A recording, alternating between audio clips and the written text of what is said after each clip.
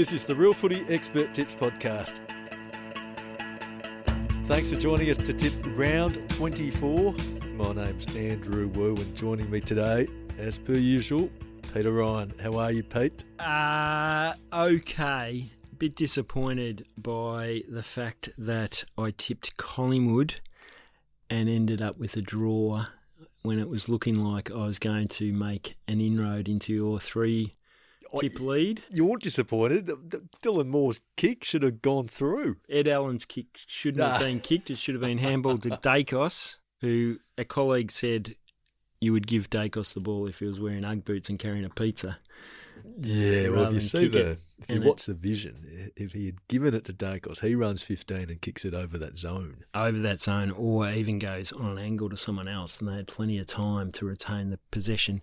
And I was the only person to tip Collingwood, and I know I did it simply as a risk to try and catch up, but don't you think that if it's a draw, rather than everyone getting a tip, it should be the person who tips the least favoured team should get the tip? Are you going on? So I was the only person, and I got the same result as you. Pathetic. You're going you're all England cricket team on us here, claiming the moral victory. Well, not a moral victory, just the longer odds of Collingwood winning means that I should have actually made an advance on you guys. It's not fair. And Caro was the same with the Bulldogs. You did not tip the winner. Caro tipped the Bulldogs. She should have got an extra tip. We both should be one tip. And fair income. There'll be an asterisk next to your name. You're trying to rewrite the rules. I'm going to rewrite the rules for next year. I'm sick of it.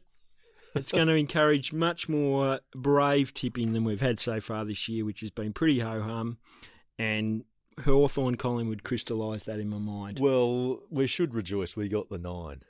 We tipped 9. You got the 9, I know. The Scoundrels 9, where you get 2 draws. 2 draws? How's that? Okay, well, this is it. Isn't it? The last round, last chance to make up ground. So finals count, though, don't they? Well, for us, but for the tipsters, for our listeners out there, this is it. Right. So I'll give you an insight into how I'm approaching this round. Like for this competition, the one you're listening to now, I'm in the lead, but there's a couple of social competitions that I'm in, including the office tipping comp, where I'm one behind and also down on margin, so I need to make up 2. So I can give you the perspective of someone who needs to tip to protect their lead and also tip to win. Right, so you're going to give the real tips, which is for the Real Footy Pod tip, and then the ones that you're going to risk. Well, I'll justify the tips that I'm putting in the paper. Fair enough. Okay, first game of the round, Thursday night blockbuster, St Kilda against Gold Coast at Marvel Stadium. I should say, it's Brad Hill's 300th game, so that is a great congratulations achievement. to him. Yep. 3 premierships. 3 clubs, but premierships with the Hawks. Yes, and also Nick Holman's last game, he's been a fine servant for the Suns. He has. And he was a Carlton rookie, I believe. I think he played a few games there, yeah. Yeah. No, he's been a tough player for the Suns. He's got everything out of himself, I think. Correct. 145 games, 146, thereabouts, 140s anyway. So who are you tipping? You tipping? I'm tipping the Saints. Why? Because it's the last game. Neither team's got anything to play for. Gold Coast's away. You know I've banned Gold Coast for the rest of the season, even though they beat the Giants. And the Saints, really, if they are seriously going to have a conversation about having improved over this season, which they're trying to play that card, and they have improved, but no one cares because they just look at the scoreboard and the ladder, they need to win this game. If they don't win this game, any discussion about them having improved, I think, is eliminated. Yeah, they have improved. But it'd be harder to justify. Yeah, it's up for debate. But percentage says they've improved. They've won an extra game. I think the question is really, have they improved enough given the changes they've made to their list? No. Which is a separate question. So I think you can say they have improved, but not by enough of a margin given their spending. Gold Coast would love to knock them off, given the comments that have been less than charitable directed towards them from the Saints. And both clubs would look at this season as a below par. I think the Saints have got, obviously Wanganeen Malira's been missing, but Brad Hill's 300th game will be a significant milestone for his teammates to rally around. They need to get up for him. He was excellent last week, Brad Hill. And they're good at Marvel Stadium. And the Gold Coast have been just so inconsistent. Although Rao, Anderson, so on are fine players, I still think the Saints will win. Yeah, I think the Saints will win. But if you're in the position where you need to chase a tip, I don't think the Gold Coast are a bad tip. No. Because they've still got... Their form has improved. I mean, last week was kicking 6 goals, 17 doesn't help you. But they are I think their last 6 weeks have been better, especially their last month. But it's still just such a big question mark to... If you don't have to tip them, you really shouldn't, because you don't want to be losing a tipping competition, tipping the Suns. No, but you need to win, you need to gain one. This is one of the games where you should at least consider the underdog. Correct. But I'm tipping the Saints. Same. Next game, Friday night footy, Collingwood against the Brisbane Lions. Geez, the Pies, they were excellent last week. As I said, the reason I tipped them last week was not through selection, not through necessarily thinking they would win, but they have a dip every single time they run down the ground. They're well coached, and they showed that the other night. Plus, they've got number 35 running around for them. They did last week. No. Nor Peter Dacos, nor their first round pick every year until Nick arrived. But they were fine against Hawthorn, and they not unlucky to lose or have a draw, but given the team that they went in with, given so many players with so little experience, they were good as well. Some of those young players. Yeah, Swadling looks a good player. He was outstanding. Ed Allen had a good game. Was it very Howes good who game? Kicked a couple of goals? No, Howes didn't kick goals. He was in the back line. He looked like Chris Bryan reincarnated. No, he Will Hayes. Hayes, that's it. I got the H's wrong. Some very good goals. Kicked some good goals. And who was the other player? Harvey Harrison. He's one of those guys who's in and out, but I thought he played one of his better games. Yep, late inclusion. And Steele Sidebottom has obviously retired last week, didn't play, late withdrawal. So this will be probably his, 5th or 6th last game. You think they can go all the way? No, it won't be. One of his, final games for the Pies. So I'd get there if I was a Collingwood supporter, but I think the Brisbane Lions are going to win this. I really like the way Collingwood applied themselves last week. And they got, Howe, Maynard, Lipinski, Perryman are all chance to play. Yeah. But if you're the coach, how tempted would you be to stick with the kids? No. Swadling definitely and Ed Allen definitely, but I'm not sure you'd be taking Will Hayes in ahead of Sidebottom, for example, or Lipinski. Dead rubber though. Pies can't go anywhere, so... Yeah. Lions have got it all to play for as well. They need to... If they win, they secure 3rd. Yep. Which means they get a qualifying final against the Swans. Yep. Which is suddenly appears a bit different. Yep. I'm tipping the Lions. I'm tipping the Lions too. But I think they'll be close. Collingwood test the Lions, especially at the MCG. They didn't early this year, but generally MCG games are tight. Maybe. Not sure about that. Oh, they did in the prelim. Wasn't much in that game until the end. Final 5 minutes. Yeah, they do test them, but the Brisbane Lions have prevailed. They're a better team than Collingwood. Point, they will test them. They'll be competitive. It'll be a good game to watch. Yeah, that's true. And if you're tipping Brisbane, it won't be the most comfortable watch. It all depends a little bit. If you're even contemplating tipping Collingwood, if Nick Dacos doesn't play, I would not tip Collingwood. Next game, Saturday afternoon, Carlton against Fremantle, Marvel Stadium.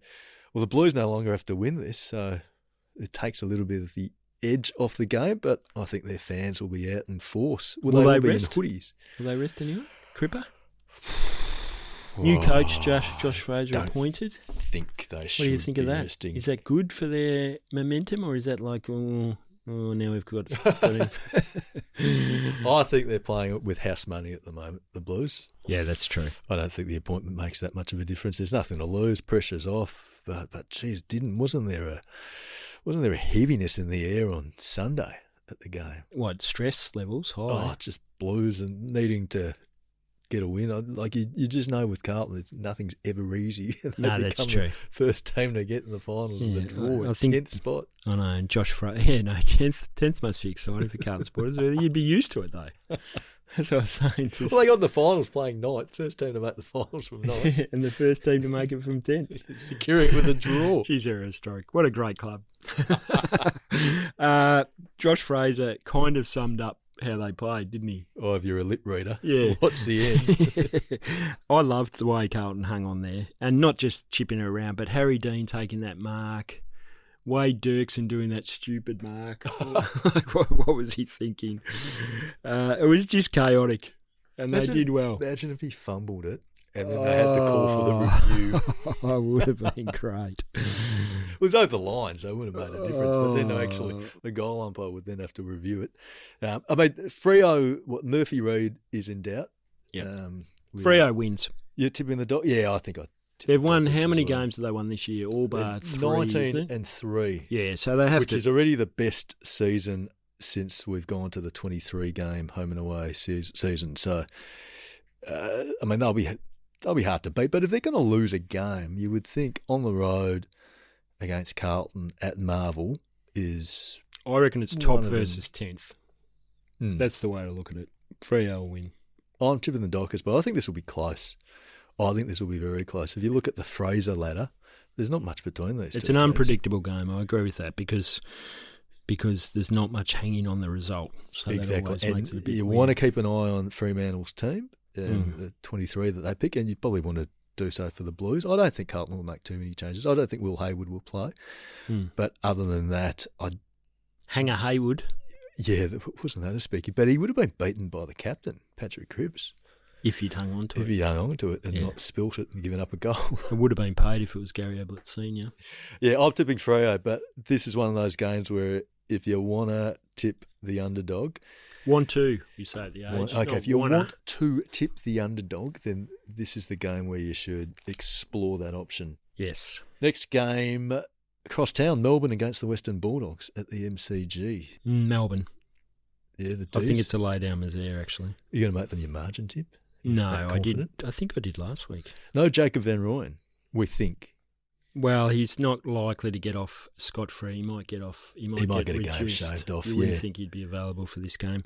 Yeah, I think this will be reasonably tight. But again, you were so confident 15 seconds ago. Yeah, no, but I still think they'll win. There's a difference between confident win by 8 goals and confident they'll win by 2 points. Doesn't matter. I'm speaking a bit of rubbish there. I think Melbourne have. I just think they have overall strength around the ground that is probably better than the Bulldogs. They're a bit more consistent, haven't they? Much more consistent.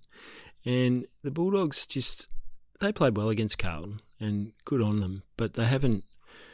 Obviously, without Bontempelli, without Bailey Dale, they've still got a underbelly that's not quite at the level of Melbourne's second-tier players, in my opinion. Yeah, that's fair.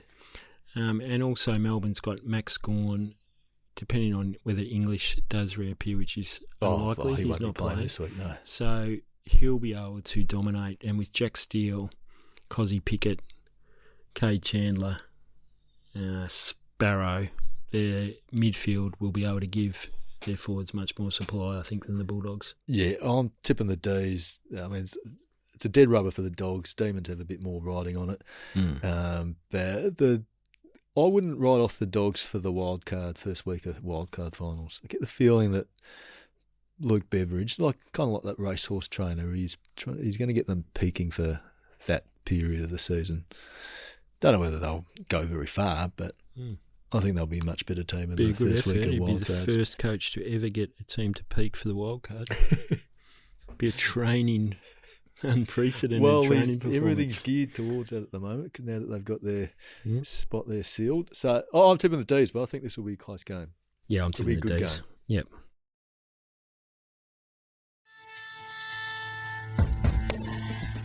We're online all the time. Just search Age Real Footy on Facebook or Twitter. Next game, Saturday night footy, Geelong against Richmond. I mean, how far Geelong? Richmond aren't going to make a dent on them. Let's spend as little time as possible on this. Geelong. Yeah, Cats will win. I'll give you the first chance to make this your margin tip. This will be my margin tip, yes. Oh, you courageous man. Thank you. 214 points. I hope they can make it up. Jeez, imagine if I lost because they won by 260 points or so. Oh, geez, that'd be unlucky. We'd have a special Saturday night podcast. The other game on Saturday night, Adelaide against the Giants. Adelaide Oval. The Giants, I mean, they're the hardest team to predict this season, aren't they? The Giants? Yeah. Yeah, they are. Absolutely. Yeah, terrible. Adelaide will win this, even though they're Forward home hasn't been fantastic lately. They should still win, just to fine up. I think they're going to miss top 6, but still, they'll know when they go into this game whether they need to win. Well, they won't really, because Geelong are playing at the same time. Well, they'll get a sense of it. They'll have the transistors on. They'll be loud. Yeah. I mean, they've got to win and have Melbourne or Geelong lose. Yep. To get through. Yeah, the D's might lose, but Crows will win, and Jake Stringer playing his 250th, which could be his last game for the Giants. Could be his last game overall at AFL level. Yeah, I'm tipping the Crows, but only because, I mean, they're at home. What do you know? I mean, the Giants have got too many injuries. Anyway, the Crows. Yeah, Crows for me. Next game, Sunday afternoon at the traditional time slot of 12:20. Essendon against Port Adelaide. You'll be just getting out of bed after a big night out. I am tipping Port Adelaide, and I ummed and ahed on this one. Andy McGrath's 200th game, I think it is. Dean Solomon saying that they're desperate to finish their season with a win, even though that would cost them the number 1 pick. I don't doubt that. I think they'll be out to win. Yeah, I think they will be. They won't have a coach appointed until after this game. They just keep delaying it, don't they? Well, Andrew Welsh was overseas, so that maybe had something to do with it. And they're adamant they're still weighing up all the attributes of the 4 remaining candidates. Port Adelaide, look, they've been very disappointing in the last month, but I think that they will desperately try to beat Essendon and finish their season on a high note. Yeah, I agree with that. Will Zach Butters play? I hope so. Alir won't, and Jason Hall-Francis is a bit sore. Yeah, absolutely. I'd be surprised if Butters plays, to be honest. Which gives Essendon a chance, but yeah, because I mean he may want to play for them one last time, but it's not really the same as getting up for a home game to say farewell to your fans. No, exactly. Well, there'll be about 100 Port Adelaide fans there. Actually, there won't be many people there at the crowd in the stands at all, I think, for this game. I hope the Essendon supporters do turn up. Well, it's important. You got to support your club through thick and thin. No, I agree with that. 100%. These are tough times for Bombers fans, and yeah. But it's cost of living. People are, making choices. They've paid for this game already. It's a home game. So yep. They've got the memberships. May as well go. It's going to be 6 months before and it's you not see a bad team time play slot again. if you want to spend the rest of your day doing something else. So I'd drop into Marvel for a quarter or so and see how you went. and then leave. I'm tipping Port Adelaide. Yeah, I'm tipping Port, but it's going to be a hard game to watch if you've got nothing on the line in terms of tipping. No. Unless you're a supporter of either of these teams. Before we get into the Sydney North game, we're recording before any penalty has been announced, and we should acknowledge the serious nature of the alleged sexual assault and the impact on the alleged victims. We can't discuss the matter further as it's subject to a police investigation. So for now, we'll talk about a game that's significantly changed. This is a tipping minefield. All I can say is check the teams when they're picked, because it will have a significant bearing on how you want to approach this game from a tipping point of view. Yes. North Melbourne, I will say, have been, they've been strong, haven't they? They took it up to Geelong. Their last 2 weeks have been really good. They beat the Bulldogs. Good footy against the Dogs. Yeah, and they were really good against Geelong for a long period of time. Obviously, they were overwhelmed in the second quarter and they couldn't quite defend the run on, but they stayed in the game, which was good, and they could have actually stolen it in the end. The North Melbourne of old would have been steamrolled. Correct. Once the score got... Absolutely. And they'd lost Sheasel, so it was a good effort, and I like some of their players just keep getting better and better, particularly Finn O'Sullivan, and he's my favourite out of there. Their defence is a worry still. And Sydney, clearly we don't know exactly who's going to be playing for them. They have locked in second spot on the ladder, so they haven't got a lot to play for. I'm tipping them still, but I contemplated North Melbourne for all the obvious reasons. Yeah, I think you've got to tip the Swans, but this is one of those games where if you need to make one up, and this is a good time to do it because, I mean, this is the second last game of the season, so you'll know where you're placed on your tipping ladder, depending on what app you use, but you'll know where you're placed on a tipping ladder as to how many games you need to pull, and this will probably be your last chance to get one back. You're going to tip them, aren't you? You're behind. Once you're behind. I'm tipping the Swans. Yeah.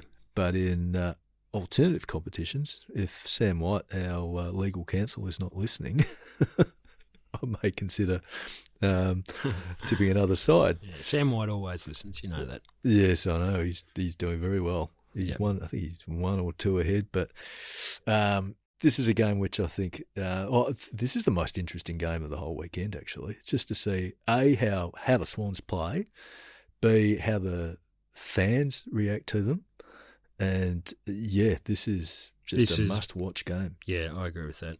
It's gone from a boring Sunday to one that a lot of people will tune into for a variety of reasons. West Coast Hawthorn. Hawthorn again playing the final round, the final game of the home and away season. They got the last one last year, didn't they? Yeah, I think they did. Brisbane. Yeah. They'll know exactly what they need to do to stay in the top 4. Is this your margin tip? Oh, well, it has to be the margin tip, doesn't it? I'm tipping the Hawks. Shocking draw, though. That's pretty ordinary to cop West Coast over there when you're heading into finals, I reckon. Really? Yeah. Would you rather a tougher hit out? They don't play both this week, so they don't have to go. They're not playing a short break off a trip to Perth. Yeah, I don't like it. Anyway, Hawthorn. There's 9 games of the home and away season left, plus so who have we tipped? Finals. Have we tipped the same? I don't know. Have we? I've gone the Saints. You've gone the Saints. We've both gone Brisbane, Fremantle, Melbourne, Geelong, Adelaide, Port Adelaide, Sydney, and Hawthorn. Yeah. And you want to win, but you're not showing any courage. They might appear differently in the paper. I don't think so, though. Okay, well, that's all we got time for today. Thanks for joining us. You can see the rest of the experts' tips at theage.com.au/AFL. Make sure to subscribe, rate and review wherever you get your podcasts. If you'd like to get in touch with us, send us an email, realfootypod@theage.com.au.